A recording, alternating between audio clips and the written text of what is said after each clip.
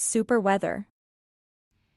Altos niveles de ozono serán posibles durante el lunes, lo que nos tiene con un aviso de mala calidad del aire. Básicamente la alta presión sobre la región mantiene los contaminantes cerquita a la superficie. Es por eso que quizá se vea algo de contaminación a través de nuestra atmósfera, especialmente durante las tardes. Lo alcanzamos a ver. Temperaturas máximas, sin embargo, casi todos los días de esta semana, aún marcando ese medio alto rango de los 90 grados. En ocasiones podemos estar casi alcanzando los 100 grados, pero la diferencia es que ya la humedad va a empezar a regresar. Tuvimos un ligero descenso en esos niveles de humedad durante el fin de semana al cruce del frente. ¿Lo sentiste? Quizá menos húmedo o bochornoso de lo que habíamos estado sintiendo. Opciones de lluvia durante el lunes, si acaso algún aguacerito, aunque yo creo que la cobertura será menos del 10%, es hasta el martes cuando ya esas brisas costeras de nuevo nos traerán oportunidades de precipitaciones y este será el panorama básicamente todos los días de esta semana con potencial de aguaceros durante la tarde. La cobertura será mínima, no estamos anticipando en cuanto a tiempo severo ese potencial ni tampoco inundaciones.